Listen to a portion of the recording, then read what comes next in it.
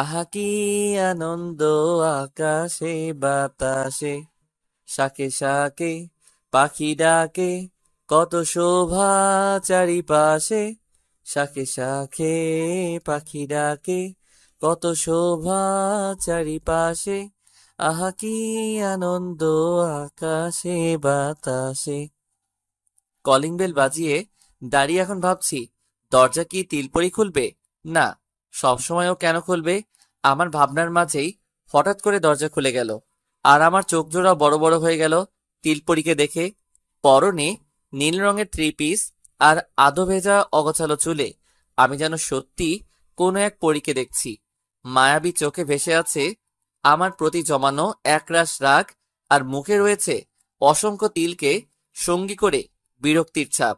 এসব তুচ্ছ জিনিসে ওকে এত সুন্দর লাগতে পারে আমার জানা ছিল না। ওর ভাবনায় বিভোর হয়ে নিজের অজান্তেই বলে উঠলাম, তোকে আজকে খুব সুন্দর লাগছে। এত সুন্দর করে আজ অবধি কারোর প্রশংসা করিনি। মনে হয়েছিল আমার প্রশংসায় মুগ্ধ হয়ে হালকা লজ্জা মাখা হাসিতে মত্ত হবে তিলপরি। চোখ জোড়া নামিয়ে অগোছালো চুলগুলো কানে গুজে দিতে দিতে জিজ্ঞেস করবে, সত্যি? কিন্তু সেটা না করে কপট রাগ নিয়ে আমায় জিজ্ঞেস করলো, ফাজলামো করছেন আমার সাথে, নাকি উল্টো পাল্টা কিছু খেয়ে এসেছেন? অবশ্য নতুন করে কি খাবেন? আপনি তো খাওয়ার মাঝে থাকেন সর্বদা। ওর তিক্ত কথায় আমার ভাবনায় ছেদ পড়তেই মনটা খারাপ হয়ে গেল।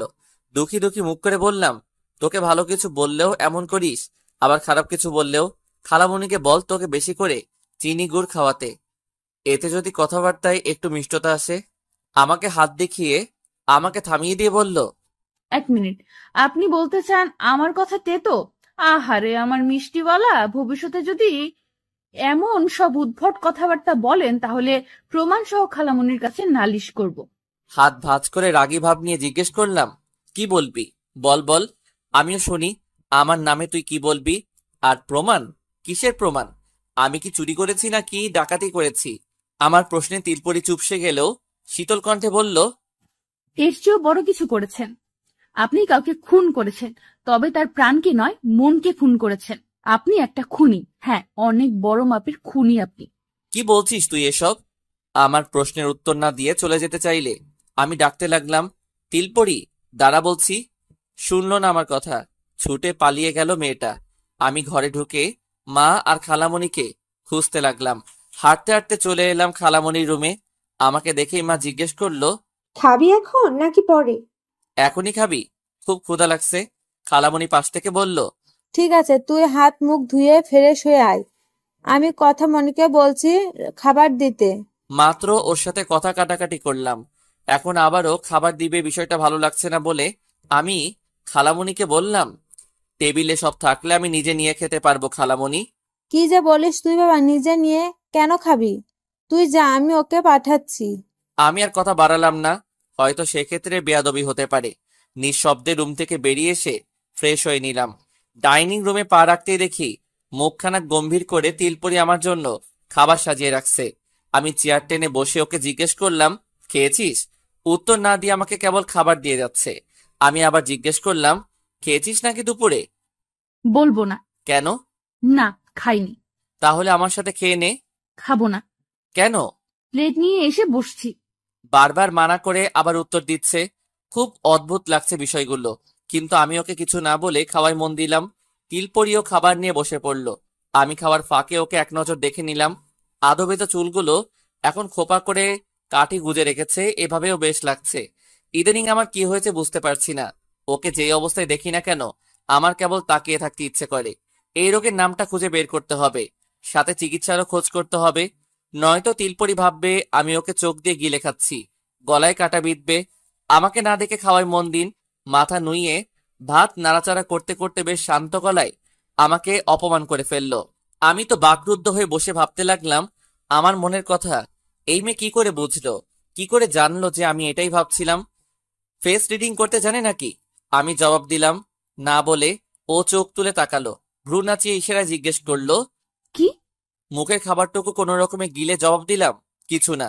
চেয়ার ছেড়ে উঠে দাঁড়িয়ে বলল, আমার খাওয়া শেষ। আপনার কি আর কিছু লাগবে? না। ঠিক আছে। এই বলেই তিলপরি চলে গেল। আমি এবার একা একা বসে বাকি খাবারটুকু শেষ করতে লাগলাম। মনে মনে অবশ্য ভাবতেও লাগলাম, সবকিছুতেই এমন প্রেম প্রেম আর ভালোবাসা ভালোবাসা অনুভব হচ্ছে কেন? মনে হচ্ছে ভালোবাসাটা আমাকে হাতছানি দিয়ে ডাকছে, কিন্তু আমি তাকে ঠিক ধরতে পারছি না, হয়তো ধরতে চাইছি না।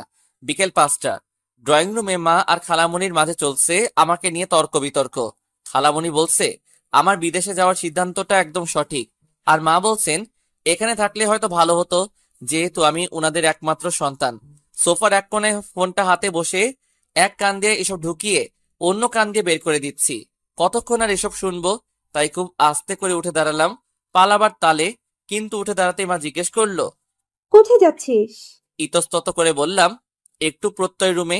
কপট রাগ নিয়ে মা এবার খালামণিকে বলল, দেখছিস, বিদেশে না যাওয়ার কথা বললেই এমন পালিয়ে পালিয়ে বেড়ায়। আমার কথা তো শুনতেই চায় না, সবসময় নিজের মর্জিতে চলে। কত বলি যে বিয়ে করে নে, একা বাড়িতে আমার ভালো লাগে না।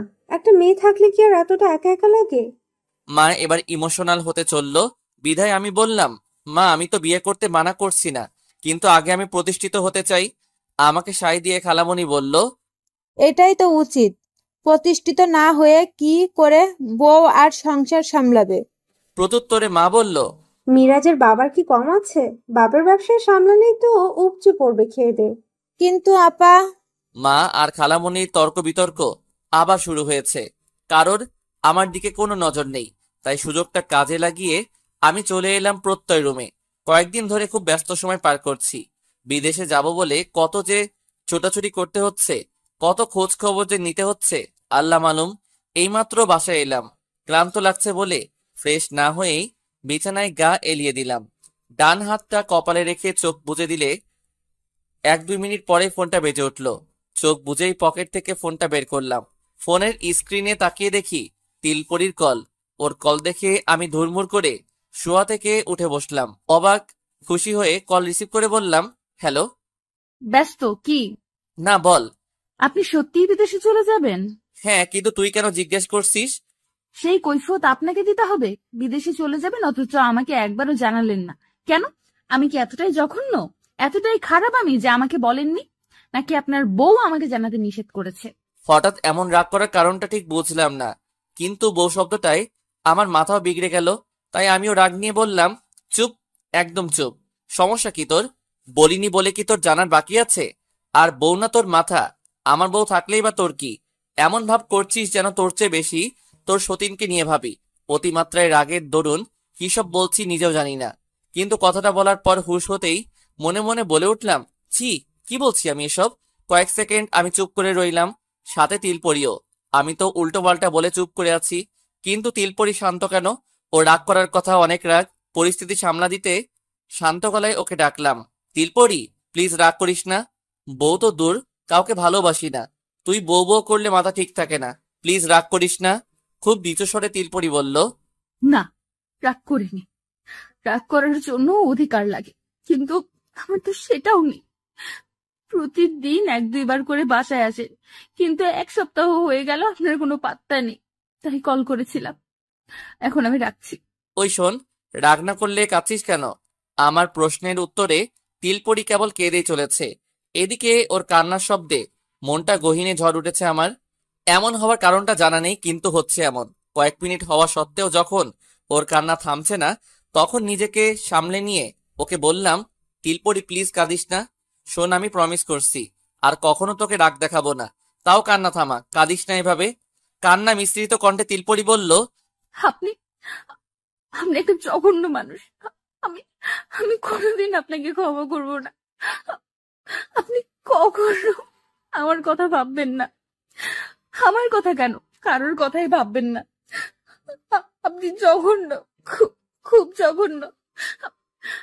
আমি আপনার সাথে কথা বলবো না, কখনো না।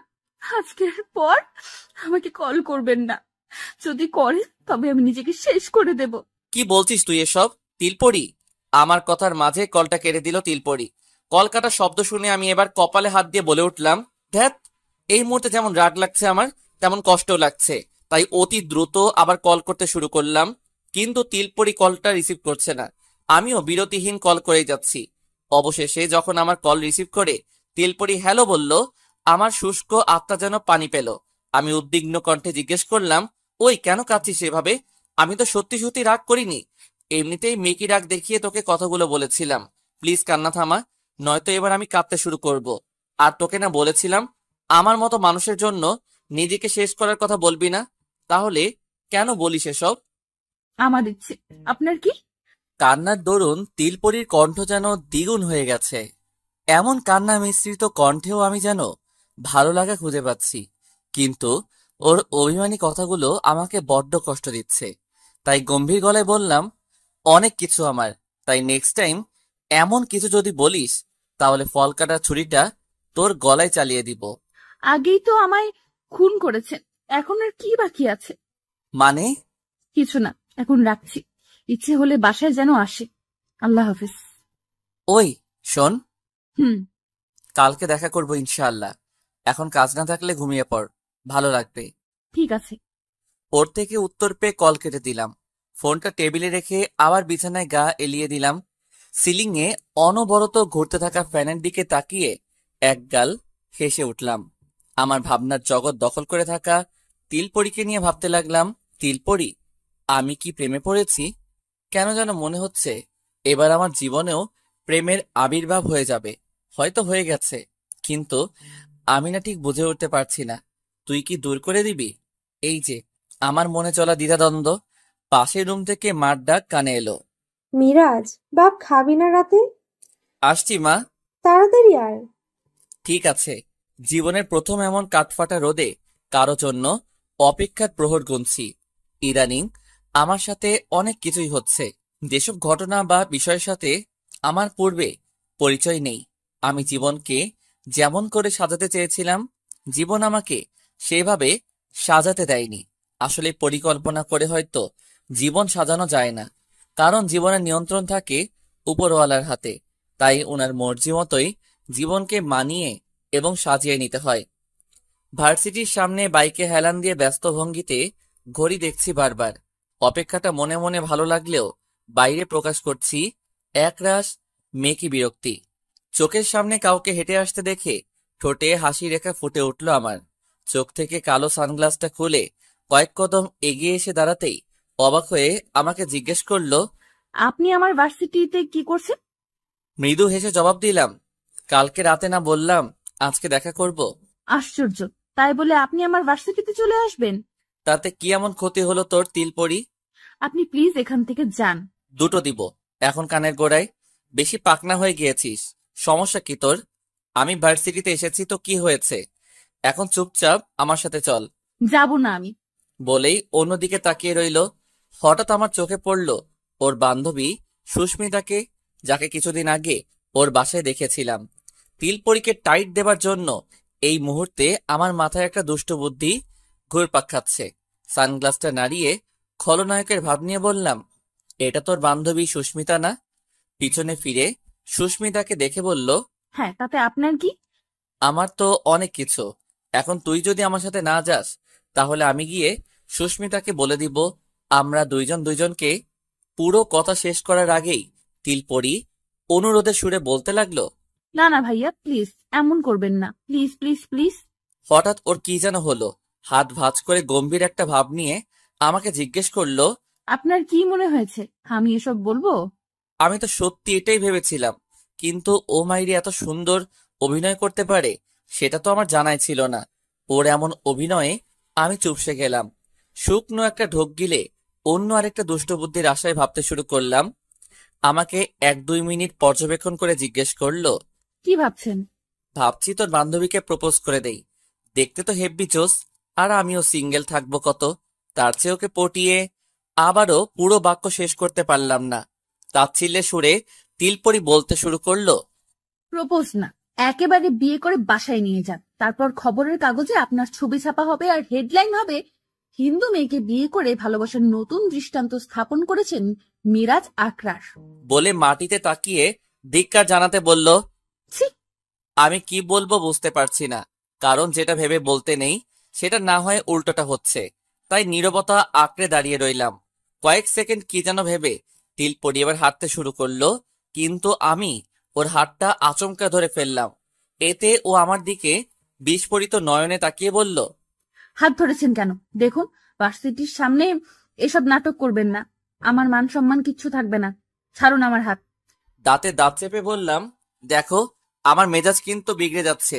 ভালো করে বলছি, আমার সাথে চলো, নয়তো আমি যে কি করব সেটা নিজেও জানি না। ভয় দেখাচ্ছেন আমাকে? স্বাভাবিক গলায় প্রত্যুত্তরে বললাম, ভয় নয়, অনুরোধ করছি। সবাই তাকিয়ে আছে, প্লিজ চলো। আগে হাত ছাড়ুন। যাবি কিনা সেটা আগে বল, তবে এভাবে যদি রাজি না হোস তাহলে কোলে করে নিয়ে যাব। কেন? আপনার বউ আমি যে আমাকে কোলে নেবেন? নাকি 2 মাসের বাচ্চা মনে হয়? তোর মতো ইচড়ে পাকা মেয়ে কি করে 2 মাসের বাচ্চা হবে? আর বউ বা বাচ্চা না হলে কি কোলে নেওয়া যায় না? ও জবাব না দিয়ে মুখটা গোমড়া করে অন্যদিকে তাকিয়ে আছে। আমি ওর হাত ধরে টানতে টানতে বাইকের কাছে নিয়ে এলাম। বাইকে চড়ে বসে ওকে বললাম, এই যে ম্যাডাম, উঠুন এবার। অন্যদিকে তাকিয়ে একটা মুখ ভেঙচি দিয়ে বাইকে চড়ে বসলো। আর আমি একগাল হেসে বাইক চালাতে মন দিলাম। মিঠেল হাওয়ার সাথে তাল মিলিয়ে চলছে আমার বাইক। বিকেলের এই সময়ে এসে আকাশ নিজেকে সাজিয়েছে অপূর্ব সুন্দর রঙে। চারপাশ থেকে যানবাহনের বিরক্তিকর শব্দ এলেও তিলপরীকে নিয়ে বাইক চালানোর মুহূর্তটা খুব উপভোগ করছি। হুট করে তিলপরী আমার দিকে প্রশ্ন ছুড়ে দিল। কোথায় যাচ্ছি সেটা কি জানতে পারি? অনর্গল বলে দিলাম, তোকে খুন করে মেঘনায় ভাসিয়ে দিতে। ফাজলামো করছেন? ফাইজলামও মনে হলে কি করার, কিন্তু আমি তো খুন করতেই যাচ্ছি। বিরক্তির সুরে বলবো, ধ্যাৎ, আজকের দিনটাই খারাপ। নয়তো আপনার সাথে কেন দেখা হবে? সুস্মিতার সামনে এমন নাটক না করলেও পারতেন। এটা যেই পরিমাণে পাজি, আমাকে জ্বালিয়ে মারবে। ওকে আরেকটু রাগাতে বললাম, আমার কিন্তু মেয়েটাকে ভালো লেগেছে। ইস, মুসলিম হলে কত ভালো হতো। আপনার মতো এমন ছ্যাঁচড়া আমি আমার জীবনেও দেখিনি। ছি! ওর কথায় আমি এবার হাসতে শুরু করলাম। আমাকে হাসতে দেখে কপট রাগ নিয়ে বলল, হাসি বন্ধ করে মনোযোগ দিয়ে বাইক চালান। ওকে ওকে। প্রায় 20 কি 25 মিনিট পর গন্তব্যে পৌঁছে গেলাম। বাইক থামিয়ে তিলপরীকে বললাম, এসে গেছি। ও ধীরে ধীরে নেমে দাঁড়িয়ে বিস্ময় নিয়ে আমাকে জিজ্ঞেস করলো, আমরা এখানে কেন এলাম? জানি না, তুই নিজে গিয়ে না হয় দেখে নিবি। রাগ তো তোর, কিন্তু চল আমার সাথে। তিলপরীকে সঙ্গী করে হাঁটতে শুরু করলাম। বাধ্য মেয়ের মতো তিলপরীও হাঁটছে আমার পিছু পিছু, তবে চিন্তামগ্ন হয়ে। ওর কৌতূহল বাড়াতে আর ইচ্ছে করছে না বলে শান্ত গলায় বলতে শুরু করলাম, বিদেশে চলে যাব, তাই ভাবলাম তোকে কিছু কিনে দেই, সেই জন্যই তো শপিং এ আসা। আমার কথায় হঠাৎ তিলপরি থমকে গেল। মুখটা মুহূর্তে কালো মেঘে ছেয়ে গেল। কিসের ভাবনায় যেন ও খুব করে বিভোর হলো। ওকে এমন দেখে আমি জিজ্ঞেস করলাম, তিলপরি, দাঁড়িয়ে পড়লি কেন? আপনি কবে চলে যাবেন? এই যে আদ্রিতার বিয়ের পর। ও, মলিন মুখে ছোট্ট করে জবাব দিয়ে আবার চিন্তাগ্রস্ত হয়ে পড়ল তিলপরি। আমি ওকে তাড়া দিয়ে বললাম, চল এখন। দাঁড়িয়ে পড়লি কেন আবার? আমার কিছু লাগবে না, বাসায় যাব আমি। হাত ভাঁজ করে গম্ভীর গলায় জিজ্ঞেস করলাম, লাগবে না কেন? আপনার মতো জঘন্য মানুষের কাছ থেকে আমি শুধু একটা জিনিসই চাই, দেশে থেকে দেশের জন্য কিছু করুন। সবাই যদি বিদেশে যাওয়ার জন্য হুমড়ি খেয়ে পড়ে, তাহলে এই দেশের হাল কে ধরবে? লেকচার তো ভালোই দিতে জানিস দেখছি, কিন্তু আমার এখন এসব শুনতে ইচ্ছে করছে না। তাই চল, নয়তো আবার টানাটানি করব। শান্ত চাহনি কিন্তু গম্ভীর গলায় বলতে শুরু করলো, আমার হাত ধরার এত শখ কেন আপনার? আর একবার যদি হাত ধরেন, তাহলে সারা জীবন ধরে রাখতে হবে। পারবেন কি সেটা? ওর এমন কথায় আমি থতমত খেয়ে গেলাম। ছেলে হওয়া সত্ত্বেও লজ্জা নামক জালে জড়িয়ে চঞ্চল হতে শুরু করলো আমার চোখ। এমন পাবলিক প্লেসে ওর কাছে হেনস্থা হওয়ার ইচ্ছে নেই, তাই বিষয়টা এড়িয়ে যেতে বললাম। সবাই শপিং মলে ঢুকবে আর বের হবে, আমরা দুইজন মনে হয় রাস্তা আগলে দাঁড়িয়ে আছি। চল ভেতরে যাই। আমার সত্যিই কিছু লাগবে না। আমি তো তোকে দিতে চাই, নিবি না? তিলপরি মাথা নুইয়ে চুপটি করে রইল। আমি ওকে আবার বললাম, চল। কয়েক সেকেন্ড দাঁড়িয়ে থেকে নিঃশব্দে এবার পা বাড়ালো সামনের দিকে। আমিও ওকে নিয়ে ঢুকে পড়লাম একটা দোকানে। প্রায় 5-7 মিনিট ধরে বললাম নিজের কিছু পছন্দ করে কিনতে, কিন্তু রাজি হলো না। অবশেষে ওর খালি পা দেখে আমার মনে হলো অমন পায়ে হয়তো কোনো কিছুর কমতি আছে। তাই দোকানদারকে বললাম, কিছু তো পছন্দ করছে না আঙ্কেল, আপনি বরং আমাকে নূপুর দেখান। ঠিক আছে। দোকানদার আঙ্কেল নূপুর আনতে গেলেন, আর আমি নিজের শরীরটা মৃদু দুলিয়ে তিলপরির দিকে তাকালাম। হাত ভাঁজ করে মেয়েটা মাটিতে তাকিয়ে আছে একরাশ বিরক্তি নিয়ে। ওকে বোঝা সত্যি আমার সাধ্যের বাইরে। কখন যে মেজাজ কিরকম হয় কে জানে। আমি 2-3 মিনিট ধরে তাকিয়ে দেখছি ও চোখ তুলে আমার দিকে দেখে কিনা, কিন্তু মেয়েটা কেবল নিচেই তাকিয়ে রইল। তাই আমি ওকে ডাকলাম, এই কি ভাবছিস? কিঞ্চিত আঁতকে উঠে এবার তাকালো আমার দিকে। স্বাভাবিক গলায় জবাব দিল, কিছু না। ভাবছিলাম কিছু বলবো, কিন্তু এর মাঝেই নূপুর নিয়ে হাজির হলেন দোকানদার। সবগুলো দেখে ভারী কাজ করা একজোড়া নূপুর আমার পছন্দ হতেই তিলপরীকে দেখিয়ে জিজ্ঞেস করলাম, এটা কেমন? ও দেখলো কি দেখলো না আমায় জবাব দিল। ভালো। ওর জবাবে সন্তুষ্ট হতে না পেরে আমি বললাম, শুধু ভালো? এত সুন্দর একটা জিনিসকে এমন শুকনা মন্তব্য দিলি? নিঃসংকোচে জবাব দিল, পাশে পচা নালা আছে, সেখান থেকে পানি এনে ভিজিয়ে তারপর ভেজা মন্তব্য করুন।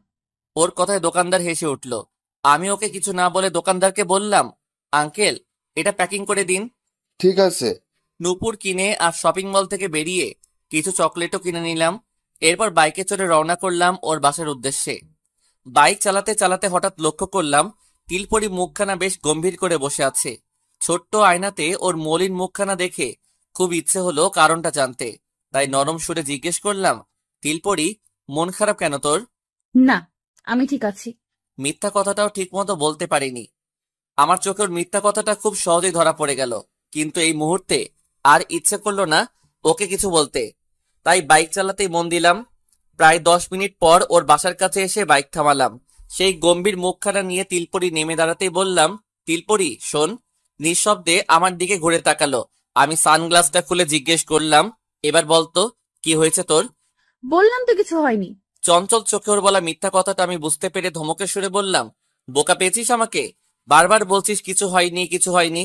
কিছু যদি নাই হয় তাহলে তোর ফকফকা মনের আকাশে কালো মেঘ কেন জমে আছে? কারণ সূর্যটা নেই, হারিয়ে গেছে, হয়তো হারিয়ে যাবে। অবাক হয়ে, মানে? সারা জীবন মানে মানে করেই পার করে দিন।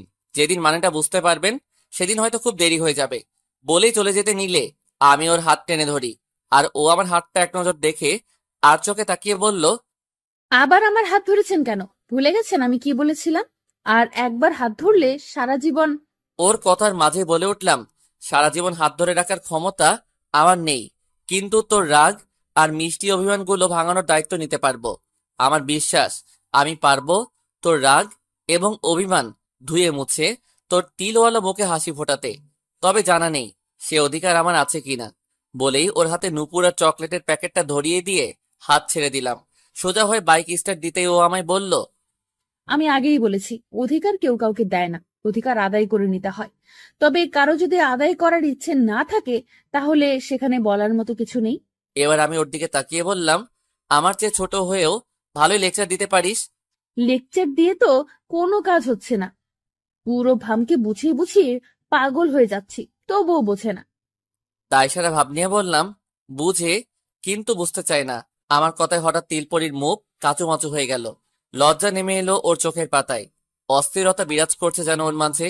কি বলবে সেটা হয়তো বুঝতে পারছে না, কিন্তু আমি তো সবটা বুঝতে পারছি। তাই ওকে বললাম, বাসায় যা, খালামুনি চিন্তা করবে। হ্যাঁ সূচক মাথা নেড়ে ও চলে যেতে নিলে আমি বললাম, দিনকে দিন তোর রাগটা কমে আসছে। That's make me happy. পিছন থেকে কথাটা শুনে সেইভাবেই ভেতরে চলে গেল। আমি ওর চলে যাওয়ার পথে তাকিয়ে থেকে একগাল হেসে উঠলাম। বাইক চালাতে শুরু করে আনমনে বললাম, তোর মন আকাশে সূর্যটা হয়তো আমি নিজেই। আর সেখানে মেঘ করেছে আমি থাকবো না বলে। বিদেশে যাওয়াটা আমার খুব জরুরি তিলপরি। তাই কারোর সেন্টিমেন্টাল কথাবার্তায় মিরাজ কান দেবে না। আমার সাথে এসব অভিনয় তুই কেন করলি? আমি জানলে কি তোর খুব বেশি ক্ষতি হয়ে যেত? আর যখন পুরো বিষয়টা লুকিয়ে রেখেছিস তখন আজকে কেন আমায় এসব বলছিস? কপট রাগ নিয়ে কিছু প্রশ্ন ছুড়ে দিলাম ফুয়াদের দিকে, কিন্তু বেচারা এমনিতে টেনশনে আধমরা হয়ে আছে। পাশের চেয়ারে বসে আছে অনন্যা ওরফে ফাহিমা। বেশ কিছুক্ষণ চুপ থেকে ধীরে ধীরে ফুয়াদ বলতে শুরু করলো, মামা রাগ করিস না। আসলে ফাহিমা আমাকে না কি আগে থেকে ভালোবাসে। তোর বাবা আর ওর বাবা আপন ভাই হলেও তো ঝগড়া করে আলাদা আছে। তাই ফাহিমা ভয়ে ছিল যদি তোর বন্ধুত্ব শুনে ফাহিমার বাবা রাজি না হয়। তো এতে আমার কাছে লুকানোর কি আছে? আজব, আমি কি তোর শত্রু ফুয়াদ? ফুয়াদকে করা প্রশ্নের জবাব দিল ফাহিমা। মিরাজ ভাইয়া, আমি অনেক ভয়ে ছিলাম। তোমার সাথে তো যোগাযোগ নেই অনেক বছর, অথচ পাশাপাশি বাসায় থাকি, আবার একই ভার্সিটিতে পড়ি। তাছাড়া ওনার কোনো দোষ নেই। আমি ওনাকে বলেছিলাম এসব তোমাকে বলতে। ভাইয়া, তুমি প্লিজ রাগ করো না। সবকিছুর জন্য আমি তোমার কাছে ক্ষমা চাইছি। না না ঠিক আছে, কিন্তু এখন কিভাবে কি করবি? কিছু কি ভেবেছিস ফুয়াদ? প্রশ্ন করে তাকিয়ে রইলাম ফুয়াদের দিকে। সে জবাব দিবে এই আশায়। কিন্তু চিন্তায় মগ্ন ফুয়াদ কিছুটা সময় নিল জবাব দিতে। ভেবেচিন্তে হতাশ গলায় বলল, আমি আব্বাকে ভয় করছি না, তাই পালিয়ে বিয়ে বা রেজিস্ট্রেশন করতে আমার কোনো সমস্যা নেই। কিন্তু ফাহিমা ওর পরিবারের অমতে বিয়ে করতে চায় না। পরিবারের অমতে বিয়ে করার কি দরকার? দুই পরিবারের সম্মতিতে বিয়ে করলেই ভালো হবে। কিন্তু দোস্ত, আমার আব্বাকে কে বুঝাবে? কারণ আগে ফাহিমার বাসায় বিয়ের প্রস্তাব আমাদের পরিবার থেকেই পাঠাতে হবে। তুই ভাবিস না, আমি দেখছি কি করতে পারি। আমার হাত চেপে ধরে বিনীতভাবে বলল, দোস্ত, তুই আমাকে ক্ষমা করছিস তো? আরে কিসব বলছিস? ক্ষমার কথা কেন আসছে? তুই তো আমার দোস্ত। এসব ভাবনা বাদ দে, বিয়ের প্ল্যান করতে শুরু করে দে। ব্যস্ত ভঙ্গিতে ঘড়ি দেখে বললাম, আমি এখন আসি, সবাই হয়তো অপেক্ষা করছে। কোথায় যাবি? আদ্রিতার বিয়ের শপিং এ যাবে সবাই, তো আমাকেও যেতে হবে। ঠিক আছে, যা। ফাহিমার দিকে তাকিয়ে বললাম, আসি রে। ওকে ভাইয়া। ক্যান্টিন থেকে বেরিয়ে হাঁটতে শুরু করলাম, সাথে ভাবতেও লাগলাম বাস্তবের সাথে স্বপ্নের সত্যি কোনো মিল নেই।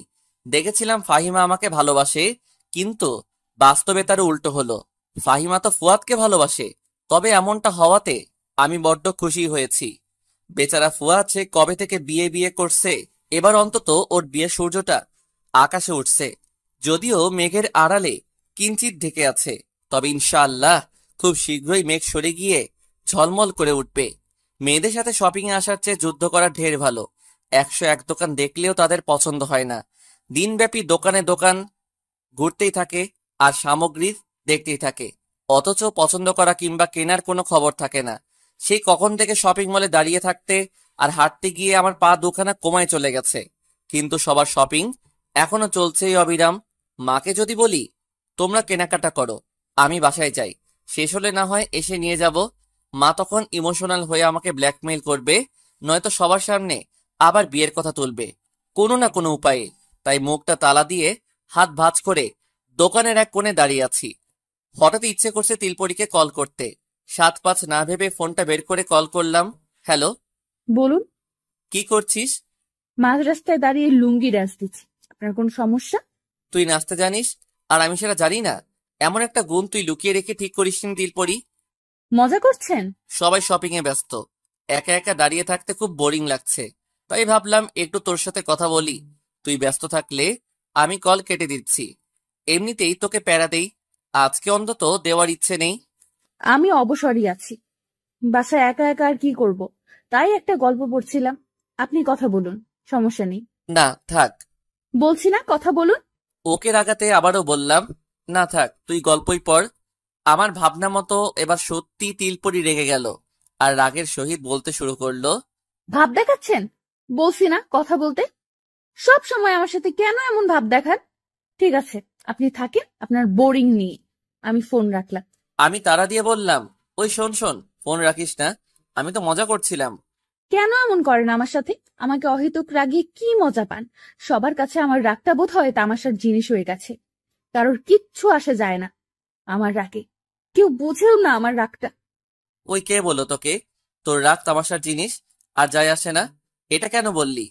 যদি নাই আসবে যাবে, তাহলে আমি কেন তোর রাগী মুখটা দেখলে অস্থির হয়ে পড়ি, তোর রাগ ভাঙাবার জন্য ব্যতিব্যস্ত হয়ে পড়ি? এক নাগাড়ে কথাগুলো বললাম, কিন্তু ফোনের ওপাশে পিন পতন নীরবতা। তিলপরি কিছু বলছে না, হয়তো ভাবছে বলে, তাই আমি ওকে ডাকলাম, তিলপরি। আপনি এখন বাসায় আসেন না কেন? ওই দিন তো দেখা করলাম তোর সাথে। সেটা তো 4-5 দিন আগের কথা। আগে তো প্রতিদিন আসেন, কম হলেও একবার, কিন্তু ইদানিং আসেন না কেন বলুন তো? আজকে তুই সবার সাথে শপিং এ এলেই তো দেখা হতো, আসলি না কেন? আমার এসব শপিং টপিং ভালো লাগে না, তাই ইচ্ছে করেই যাইনি। আর ভার্সিটি থেকে আসতে দেরি হবে ভেবেছিলাম, তাই মামার বাসায়ও যাইনি। হঠাৎ কি ভেবে যেন বলে দিলাম, তুই না অন্যরকম। আবার উদ্ভট কথাবার্তা বলছেন? আচ্ছা, আমি যাই বলি, তোর উদ্ভট মনে হয় কেন?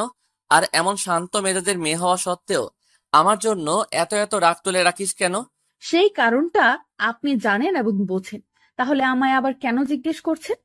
সেটা যে ভুল আর মিথ্যা আমি বলার বহু চেষ্টা করছি এবং করে যাচ্ছি, কিন্তু তুই তো শুনতেই চাস না। বাদ দিন এসব। খেয়েছেন দুপুরে? না, কেন? সুযোগ পাইনি। আপনি কি সবাইকে কাপড় চোপড় পছন্দ করে দিচ্ছেন? না, আমি তো খাম্বার মতো কেবল দাঁড়িয়ে আছি। তাহলে যান, চটপট কিছু খেয়ে আসুন। ইচ্ছে করছে না। আর একবার শুধু বলবো খেতে, যদি না যান তাহলে আমি যে কি করব সেটা আমি নিজেও জানি না। দায়সারা ভাব নিয়ে জিজ্ঞেস করলাম, কি করবি? আমায় খুন করবি? না, আমি নিজের ক্ষতি করতে রাজি, অন্য কারো নয়। ঠিক আছে, যাচ্ছি। হুম, খেয়ে আবার কল করে জানাবেন।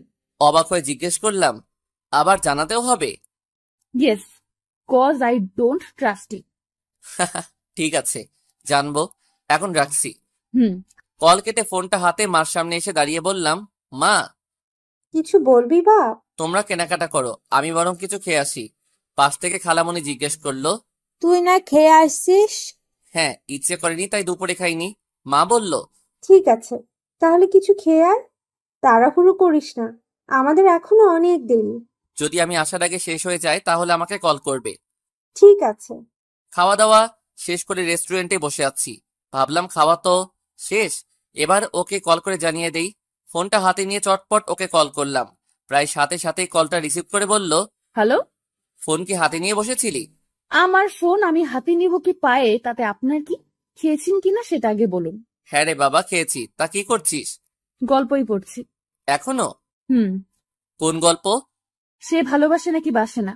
সুমধুর কণ্ঠে আবারও তিলপরি বলল, সে ভালোবাসে নাকি ভালোবাসে না, ছোট্ট এই বাক্য মুহূর্তেই অনুভব করলাম নিজের মাঝে থাকা সমস্ত ক্লান্তি আর অবসাদ দূর হয়ে গেছে। একটা অন্যরকম ভালো লাগা কাজ করছে নিজের মাঝে। আর আমার মনটাও বেখেয়ালি হয়ে গেছে। বেখেয়ালি মন নিজের অজান্তেই ওকে বলে উঠল, হয়তো বাসে। মানে? তিলপরির প্রশ্নে কিঞ্চিত আঁতকে উঠলাম আর বুঝতে পারলাম আবারও কিছু একটা উল্টাপাল্টা বলছি। তাই অতি দ্রুত প্রসঙ্গ বদলে বললাম, বাসায় তো একা, ভয় করছে কি? আমি রাতেও একা ছিলাম, 12টা অবধি। মা যখন মামার বাসায় ছিল প্রত্যয়কে নিয়ে। অবাক হয়ে জিজ্ঞেস করলাম, বলিস কি, ভয় করেনি? না, মুভি দেখে সময় কাটিয়েছিলাম। আর পরে বাবা বাসায় চলে এসেছিল। তাছাড়া আমার একা একাই ভালো লাগে। হঠাৎই আমার সুস্মিতার কথা মনে পড়লো বলে জিজ্ঞেস করলাম, তোর বান্ধবী সুস্মিতা কেমন আছে রে? 0118992। ফোন নাম্বারের মতো কিছু একটা বলল তিলপরি, কিন্তু আমার ঠিক বোধগম্য হচ্ছে না বলে ওকে জিজ্ঞেস করলাম, এসব কি? এটা সুস্মিতার ফোন নাম্বার, ওকে কল করে নিজেই জেনে নেবেন। রাখছি এখন, আল্লাহ হাফেজ। ওই শোন, শো। আমার ডাকাডাকি সম্পূর্ণ উপেক্ষা করে কলটা কেটে দিল। ফোন হাতে ভাবছি ওকে কল করব, কিন্তু পরক্ষণে আবার মনে হলো, এত রাগ যখন আমার উপর, তাহলে রাগ নিয়ে বসে থাক। ভাঙা মনে আমি তোর রাগ, সব সময় রাগ করে, এত রাগের কি আছে? 15-20 দিনের মতো হয়ে গেছে আমি খালামণিদের বাসায় যাই না। এই কয়দিন খুব ব্যস্ত ছিলাম বিদেশে যাওয়ার জন্য পাসপোর্ট আর ভিসা নিয়ে। আজকে হাতে কোনো কাজ নেই, আবার ক্লাসও নেই, তাই বাইকে চলে ছুটে এলাম খালামণিদের বাসায়। কলিং বেল বাজিয়ে আশা করেছিলাম তিলপরি দরজা খুলে দিবে, কিন্তু খালামণি এসে দরজা খুলে দিয়ে জিজ্ঞেস করলো, এতদিনে তোর আমার কথা মনে পড়লো? আসলে পাসপোর্ট আর ভিসা নিয়ে খুব ব্যস্ত ছিলাম, তাই বলে কি মাকে ভুলে গিয়েছি? মনে রাখার নমুনা তো দেখলাম, একবারও এসে দেখা করে গেলি না। এই তো এসেছি। হ্যাঁ, 1 মাস পরে। আয় ভেতরে। চলো। এদিক সেদিক তাকিয়ে খুঁজতে শুরু করলাম তিলপরিকে, কিন্তু কোথাও না পেয়ে খালামণিকে জিজ্ঞেস করলাম, তিলপরি কোথায় খালামণি? ভার্সিটিতে গেছে, একটু পরে চলে আসবে। তুই বস, আমি একটু আসছি। ঠিক আছে। সকাল 11:30, সোফায় বসে কফিটা উপভোগ করছি আর ফাঁকে ফাঁকে ফেসবুকে উকিঝুঁকি বাড়ছি। হঠাৎ কলিং বেল বেজে উঠল। মেইন দরজার সাথে ড্রয়িং রুম, তাই ভাবলাম দরজাটা আমিই খুলে দেই। কফির মগটা টেবিলে রেখে চলে এলাম দরজা খুলতে। দরজা খুলে দেখি তিলপরি দাঁড়িয়ে আছে ক্লান্ত মনে। আমি হাসতে চেয়েও না হেসে মেকি রাগ নিয়ে জিজ্ঞেস করলাম, কে আপনি? আমার প্রশ্নে তিলপরি চোখ গিয়ে কপালে উঠল, কিছু বলছে না, কেবল গোল গোল চোখ করে তাকিয়ে আছে বলে আবার জিজ্ঞেস করলাম, বলছেন না কেন, কে আপনি? আবার একই প্রশ্ন শুনে চোখ মুখ খিচে তিলপরি পাল্টা প্রশ্ন করলো, আজকে কি উল্টাপাল্টা জিনিস বেশি খেয়েছেন? চেনা জানা না থাকলে কি মানুষ উল্টাপাল্টা জিনিস খায়? সরে দাঁড়ান তো সামনে থেকে, আমার অসহ্য লাগছে এই মুহূর্তে আপনাকে। আমি ঠাই জায়গায় এবার হাত ভাঁজ করে দাঁড়িয়ে গম্ভীর গলায় বললাম, আশ্চর্য, অপরিচিত একজনকে বাসায় ঢুকতে দিব কেন? এরপর তো আমাকে খুন করে বাসার সব জিনিসপত্র হাতিয়ে নিবে। ভার্সিটি থেকে হেঁটে এসে আপনার এসব আজেরা বকবক ভালো লাগছে না আমার। এসব বকবক নিয়ে অন্য কাউকে শোনান। বলেই পাশ কাটিয়ে চলে গেল। আমি বিস্মিত হয়ে পিছন থেকে বলে উঠলাম, এতটা পথ হেঁটে কেন এলি? আমার দিকে না ফিরে জবাব দিল, রিক্সা না পেলে আমি কি করব? আমাকে তো কল করতে পারতিস। নাম্বার মনে নেই। কি? আমি বিস্মিত হয়ে দাঁড়িয়ে রইলাম। আর ও জবাব না দিয়ে হনহন করে ভিতরে চলে গেল। ছোট্ট একটা নিঃশ্বাস ফেলে আবার আগের জায়গায় বসে কফিতে মন দিলাম। মিনিট 10 পর বেশ হন্তদন্ত হয়ে আমার সামনে দাঁড়ালো তিলপরি। ওকে বেশ বিস্মিত আবার রাগী মনে হচ্ছে, তাই শান্ত গলায় জিজ্ঞেস করলাম, কিছু বলবি? আসুন আমার সাথে। কোথায়? উফ, এত প্রশ্ন করেন কেন? বসি আসতে তো আসুন আমার সাথে। আমি উঠতে উঠতে খানিকটা জোরে নিজেকে বললাম, এই মেয়েকে নিয়ে যে কোথায় যাব? জাহান্নামী হয়েছে। বাজে কথা না বলে চলো তো। আর কথা না বাড়িয়ে আমাকে নিয়ে চলে এলো নিজের রুমে। এসে দেখি ওর বিছানায় কিছু উপন্যাসের বই ছড়িয়ে রেখেছে। সেগুলো দেখিয়ে আমাকে জিজ্ঞেস করলো, এগুলো আপনি এনেছেন? একটু হিরো হিরো ভাব নিয়ে বললাম, হ্যাঁ আমি এনেছি। হাত ভাঁজ করে কপট রাগ নিয়ে জিজ্ঞেস করলো, কেন? উপহার দিলাম। এতে কারণ খুঁজছিস কেন? আমি বলেছি আপনাকে আমায় উপহার দিতে? আপনি তো ঘরের গরু। তো আমায় কেন বই দিতে গেলেন? যান না, গিয়ে সুস্মিতাকে দিন, নয়তো আপনার সিনিয়র বন্ধুকে। আমাকে কে বলেছে আপনায় উপহার দিতে? আমি তো একটা পাগল, তাই তো সবাই আমার সাথেই এমন করে। এক নাগাড়ে কথাগুলো বলে এবার থামলো তিলপরি। ওর এমন কথাই ইচ্ছে করছিল রাগে ওকে ঠাস ঠাস করে কয়েকটা চড় লাগাতে, কিন্তু আমাকে শাসিয়ে এখন পাগড়িটা নিজেই কাঁদছে। কান্নাটা যদিও লুকানোর চেষ্টা করছে, কিন্তু সেটা যে আমার চোখ এড়াতে পারিনি। আর ওর ছলছল করা চঞ্চল নয়ন দেখে আমার তীব্র রাগটা ভ্যানিশ হয়ে গেল। আমি ব্যতিব্যস্ত হয়ে জিজ্ঞেস করলাম, ওই, রাগটাই তো ভালো ছিল, আবার কাঁদছিস কেন? বিনা উত্তরে অন্যদিকে তাকিয়ে কেবল কান্না থামানোর তোড়জোড় করছে তিলপরি। আমি আবারও জিজ্ঞেস করলাম, তিলপরি কেন কাঁদছিস? নিজেকে সামলে নিয়ে আমায় বলল, আপনি এখন যান, আমার কাজ। তাড়িয়ে দিচ্ছিস? হ্যাঁ। ঠিক আছে। আমি চলে যাবার জন্য পা বাড়াতে তিলপরি বলে উঠল, তাড়িয়ে দিলেই চলে যেতে হয়? ফিরে তাকিয়ে বললাম, সাময়িক সময়ের জন্য চলে যাচ্ছি, আজীবনের জন্য নয়। তোকে বড্ড ক্লান্ত লাগছে, খেয়ে দে বিশ্রাম কর। ঠিক আছে। কালকে তো রাগিয়েছিলাম, তাই জন্যে বইগুলো এনেছি, যাতে তোকে কষ্ট করে প্রিন্ট বা সফট কপি পড়তে না হয়। এই বলে সাথে সাথে রুম থেকে বেরিয়ে এলাম, ওকে কিছু বলতে না দিয়ে। কখনো কখনো মানুষকে একা ছেড়ে দিতে হয়, তাহলে সে নিজেকে সামনে নেওয়ার চেষ্টা করে, হয়তো কষ্টটা কাটিয়ে উঠতে পারে। বন্ধুত্বের খাতিরে আজকে আমি ফুয়াদের বাবার মুখোমুখি হয়েছি ওর বিয়ের ব্যাপারে কথা বলতে। জানি না ওকে কোনো সাহায্য করতে পারবো নাকি, কিন্তু আমি সবটা দিয়ে চেষ্টা করবো ইনশাআল্লাহ। সোফায় বেশ গম্ভীর মুখ করে বসে আছেন আঙ্কেল, আর ওনার সামনে বসে আছি আমি। ফুয়াদকে না জানিয়ে আমি চলে এসেছি ওর বাসায়। যদি কিছু করতে পারি তাহলে এটা ওর জন্য সারপ্রাইজ হবে, আর ব্যর্থ হলে আঘাত হবে। আল্লাহর কাছে দোয়া করছি যেন এটা আঘাত না হয়ে চমক হয়। এত তাড়াতাড়ি বিয়ে দেওয়াটা আমার ঠিক মনে হচ্ছে না।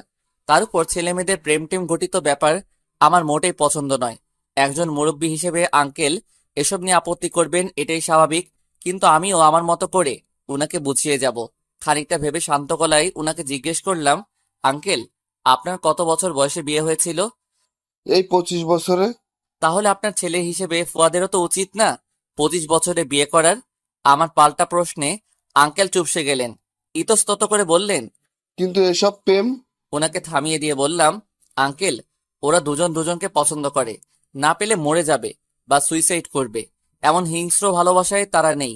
ফাহিমা আমার আপন চাচাতো বোন, কিন্তু ফুয়াদ তো আমার বন্ধু, তাই দুজনের ভালো হবে এমন কিছুই আমি চাইবো।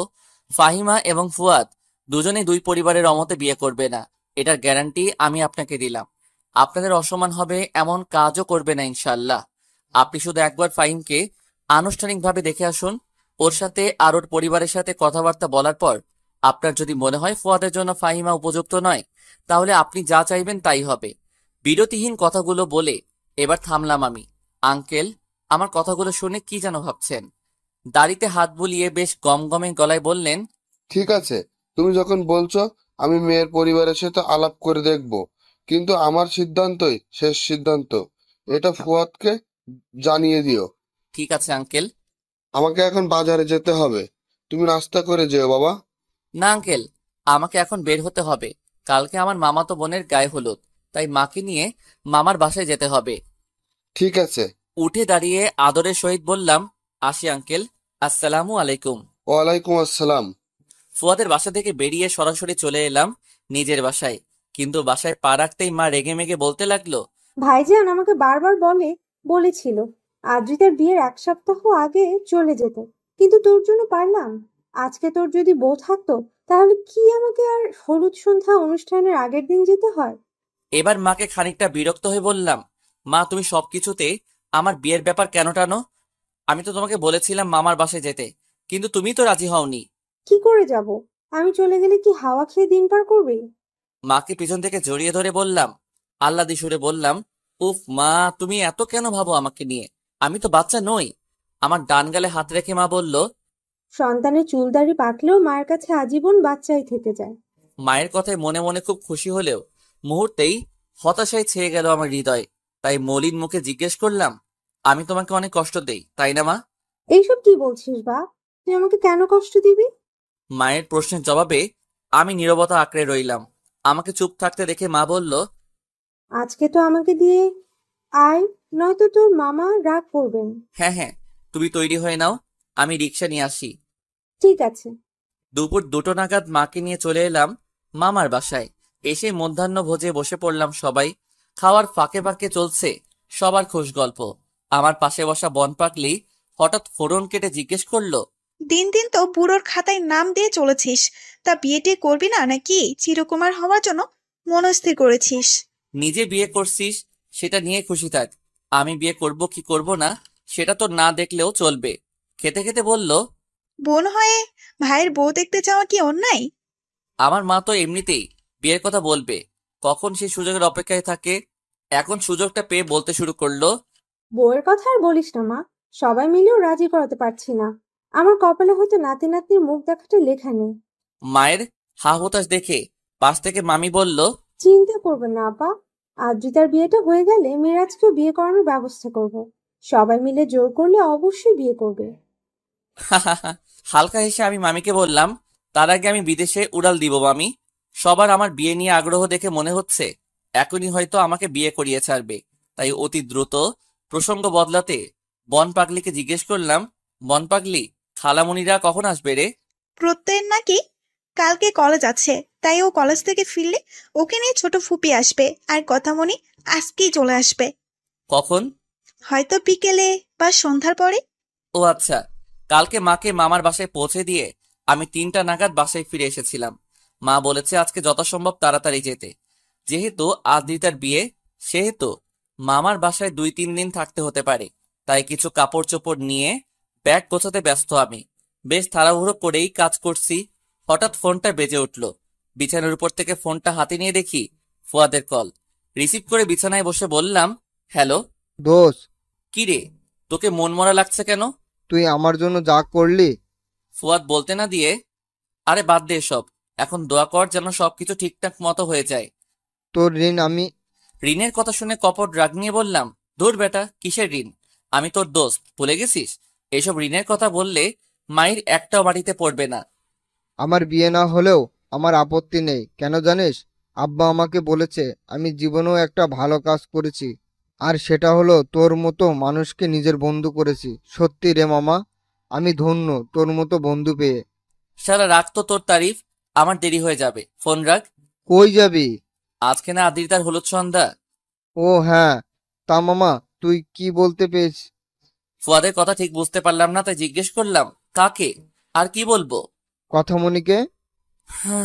না, কেন? আসলে বিদেশে যাওয়া নিয়ে অনেক ব্যস্ত কয়েকদিন ধরে, তাই বিষয়টা মাথায় একদমই নেই। আর তিলপরি রাগটাও অনেকটাই কমে এসেছে। সবকিছু মিলিয়েই আমি বিষয়টা প্রায় ভুলে গিয়েছি। কিন্তু মামা আমার মনে হয় বিষয়টা বলে ফেলা উচিত, এটা আর ঢেকে রাখা না। দেখি। ঠিক আছে, তুই যা মামার বাসায়। হুম।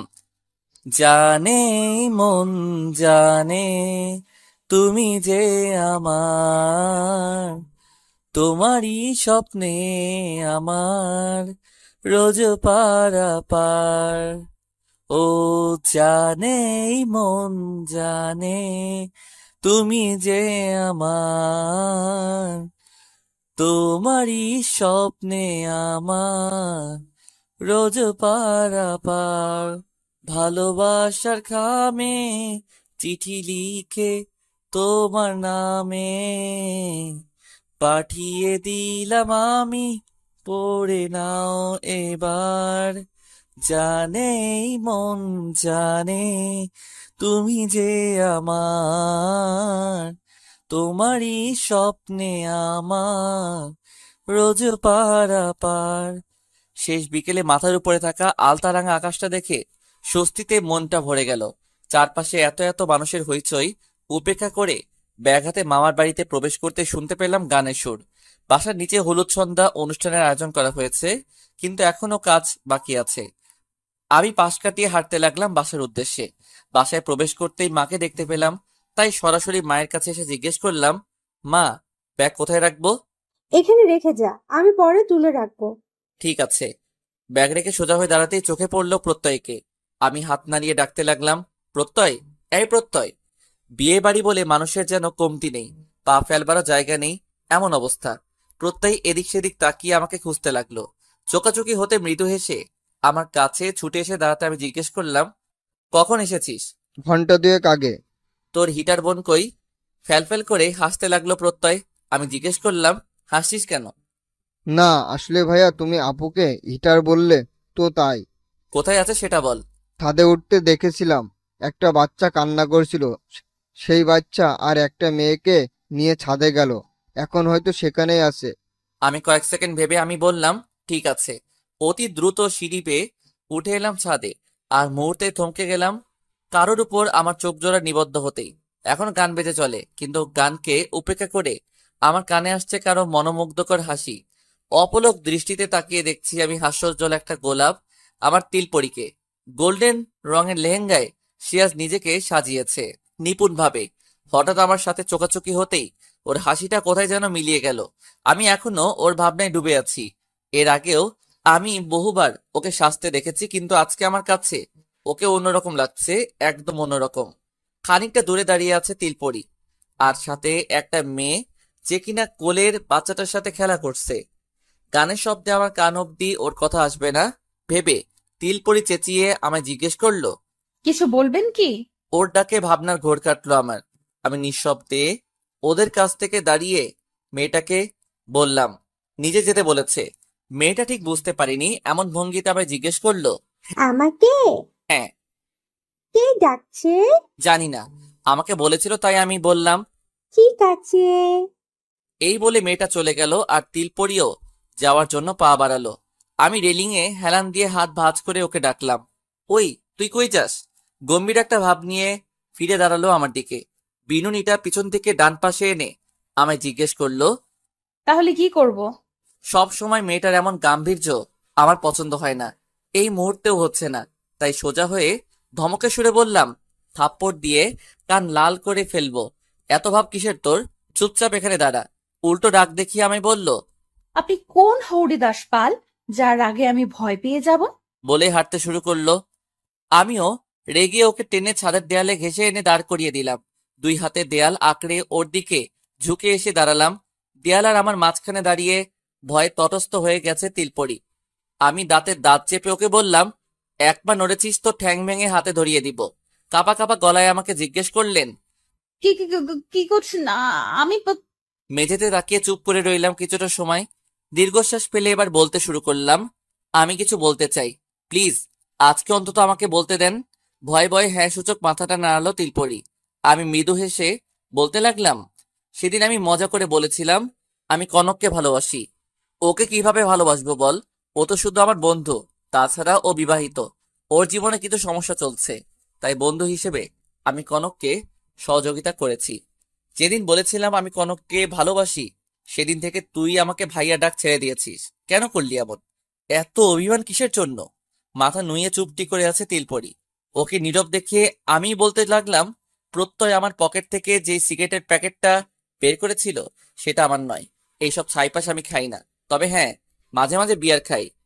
বিয়ার বলতেই বিস্মিত নয়নে তাকালো আমার দিকে। ওর চাহনিতে এবার আমি চুপসে গেলাম। তাড়া দিয়ে বললাম, আরে সব সময় না, বন্ধুদের সাথে কোনো পার্টি হলে এই একটু একটু, কিন্তু সিগারেটের নেশা আমার নেই। জানিস, এই কথাগুলো তোকে বলার জন্য অনেক চেষ্টা করেছিলাম, কিন্তু পারিনি। তবে আজকে বলতে পেরে নিজের উপর থাকা বোঝাটা যেন হালকা হয়ে গেছে। একটু বিরতিতে বললাম, সব তো বলে দিলাম, এখনো কি অভিমান করে থাকবি? ওর নামিয়ে রাখা চোখ জোড়ায় স্থির হয়ে আছে, সুসজ্জিত মুখে চিন্তা ছেয়ে গেছে। হঠাৎ চোখ জোড়া তুলে রাগী ভাব নিয়ে আমাকে বলল, সরে দাঁড়ান। হঠাৎ এমন কিছু বলবে তিলপরি আমার ধারণা ছিল না। তবে চট করে বলা কথাটা বুঝতে না পেরে জিজ্ঞেস করলাম, কি? বলছি আমার সামনে থেকে সরে দাঁড়ান। কিন্তু আমার কথার মাঝে হাতের নিচ দিয়ে সরে গেল তিলপরি। ছাদের দরজার কাছে এসে শান্ত গলায় আমাকে ডাকলো। শুনুন।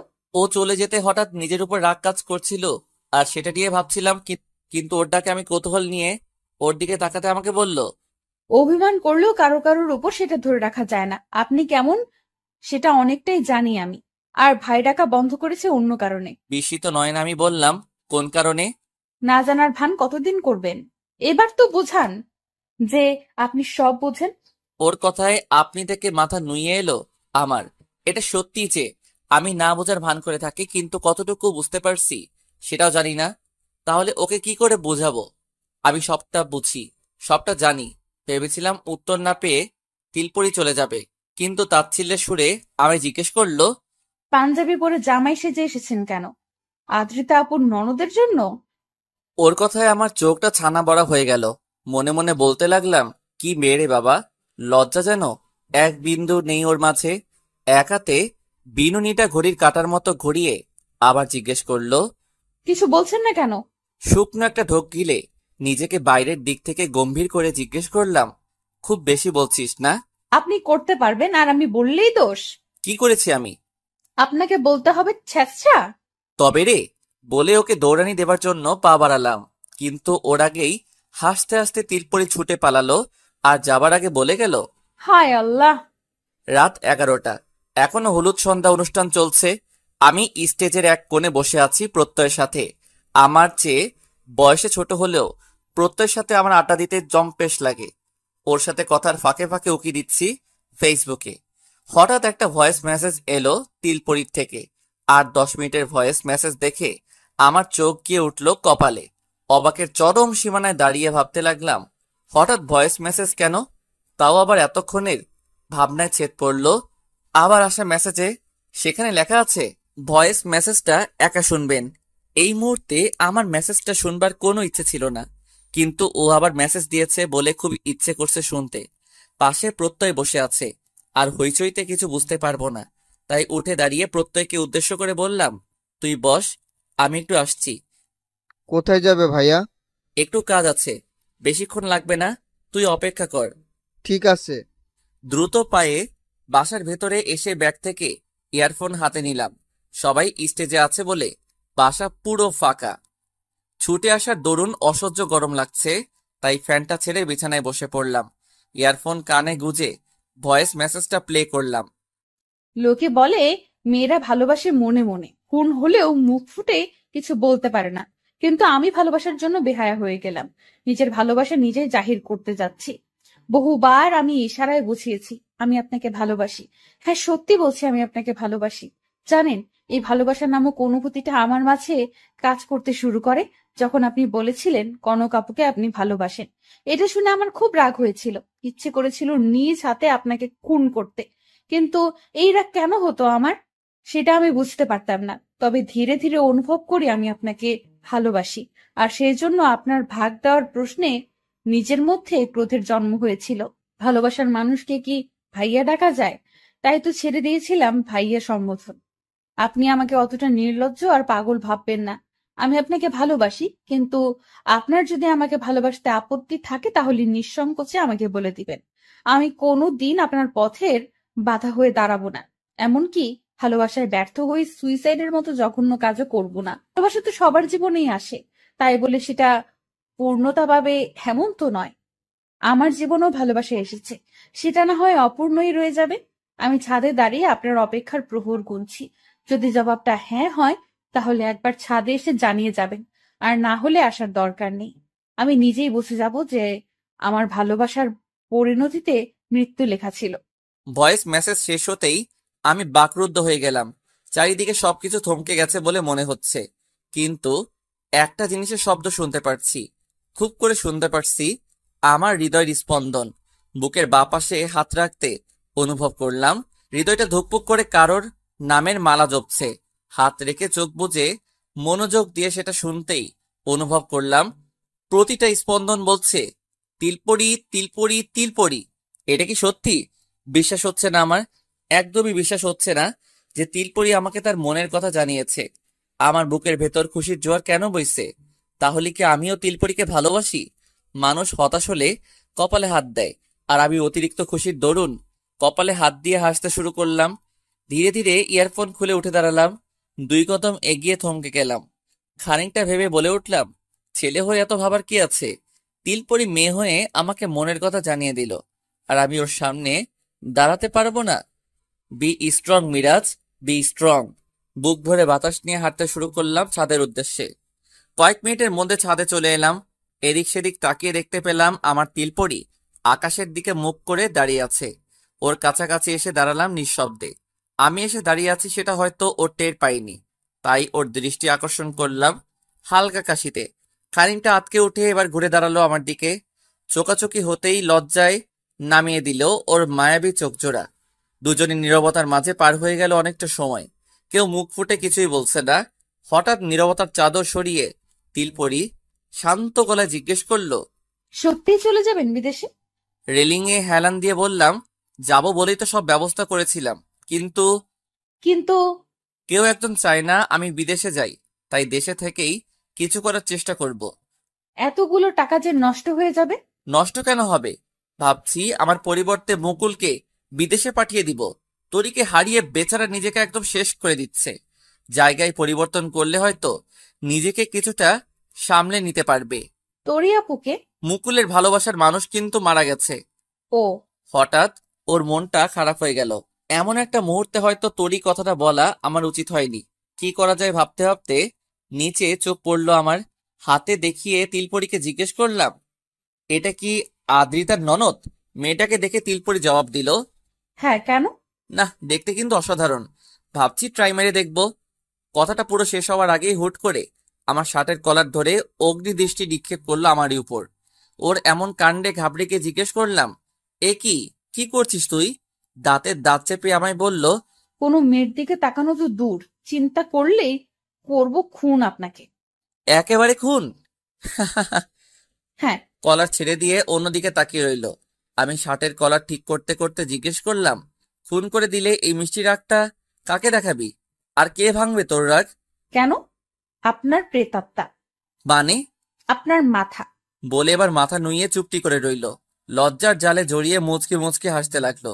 ছাদের কৃত্রিম আলোয় ওর একরত্তি মুখটা দেখে মনটা আমার নেচে উঠল। আর ওর লজ্জাটা এই মুহূর্তে আমাকে খুব করে টানছে। তাই ওর লজ্জা বাড়াতে কানের কাছে ঝুঁকে এসে ফিসফিসিয়ে বলতে লাগলাম, ভালোবাসি। জানিস, এই মিরাজ তোকে খুব ভালোবাসে, কিন্তু আজ অবধি বলার সাহস পাইনি। তুই আজ বলে দিলি, তাই নিজেকে আটকে না রেখে সেও বলে দিল তার মনের কথা। ওই তিলপরি, সামনাসামনি একবার বলবি কি তুই আমাকে খুব ভালোবাসিস? লাজুক হাসি দিয়ে অনবরত নাসূচক মাথা নাড়াতেই আমি চমকিত নয়নে জিজ্ঞেস করলাম, কেন? জানি না। বলে হুট করে আমার বুকে মুখ লুকালো। ওর এমন কাণ্ডে আমি উচ্চস্বরে হেসে বললাম, বলতে হবে না, আমার মন উত্তর পেয়ে গেছে। মিষ্টি পরি, এসব কি করছো মা? আমার 3 বছরের মেয়ে খাবার না খেয়ে গায়ে মাখছে বলে জিজ্ঞেস করলাম, কিন্তু উত্তর না দিয়ে হাসছে আর খাবার নিয়ে খেলছে। ওকে কোলে নিয়ে ওর মাকে খুঁজতে শুরু করলাম। রান্নাঘরে এসে দেখি খুব ব্যস্ত সময় পার করছে সে। আমি ওকে ডাকলাম, তিলপরি। কোনো জবাব না দিয়ে নিজের কাজ করে চলেছে। এদিকে মিষ্টি পরি আমার কোলেও থাকতে চাইছে না, তাই ওকে ওর দাদি মানে আমার মায়ের কাছে দিয়ে আবার রান্নাঘরে এলাম। তিলপরির পাশে দাঁড়িয়ে জিজ্ঞেস করলাম, এখনো রেগে আছিস? বিয়ের 6 বছর হতে চলেছে, কিন্তু এই মেয়ের রাগ ঠিক আগের মতোই আছে। তবে রাগ যতটুকু তার চেয়ে বেশি ভালোবাসে আমাকে। হয়তো মুখ ফুটে বলে না, কিন্তু আমি ঠিকই বুঝতে পারি। ফুয়াদ আর ফাহিমারও বিয়ে হয়ে গেছে। ওদের বিয়ের পর আমার বাবা এবং চাচার সম্পর্ক অনেকটাই ভালো হয়ে গেছে। মুকুলকে জোর করে বিদেশে পাঠিয়ে দিয়েছিলাম। নিজেকে সে সামলে নিয়ে প্রতিষ্ঠিত করেছে, কিন্তু তরিকে আজও মনে রেখে একাই রয়ে গেছে। আমরা বহু চেষ্টা করেও ওকে বিয়ের জন্য রাজি করাতে পারিনি। তিলপরি এখনো জবাব না দিয়ে কাজ করে চলেছে। ওর মুখ থেকে কথা বের করতে দুষ্ট হাসিতে মত্ত হয়ে বলতে শুরু করলাম, ঠিক আছে, বলিস না। শোন, আমি রাতে খাবো না, কারণ অর্পিতা আজকে দাওয়াত করেছে। তাই আমি কথা শেষ করার আগেই কলার চেপে বলতে লাগলো, আপনার এসব ছ্যাঁচড়ামি করতে যাবে? একটা মেয়ে আছে আপনার, তাও এসব কেন?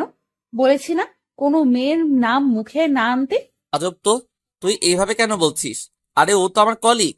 কালকে ও আর ওর হাজবেন্ড আমাকে নামিয়ে দিয়ে গেছে। বিশ্বাস কর। কলার ছেড়ে দিয়ে আবার নিজের কাজে মন দিল। আমি ছোট্ট একটা নিঃশ্বাস ফেলে আবার ওকে খেপাতে বললাম, আর বউ তো পাত্তা দেয় না, খালি রাগ করে আর কলা ধরে টানাটানি করে। তাই একটু আমার কথার মাঝে কপট রাগ নিয়ে বলল, আমার জামাইয়ের শার্টের কলার আমি ধরবো, তাতে আপনার কি? কিছু না ম্যাডাম, এখন রাগ কমিয়ে খেতে দেন, খুব খিদে পেয়েছে। আপনার বান্ধবীদের গিয়ে বলুন, আমি পারবো না। সত্যি? মাথা নুইয়ে চুপ করে আছে বলে আবার জিজ্ঞেস করলাম, সত্যি নাকি বল।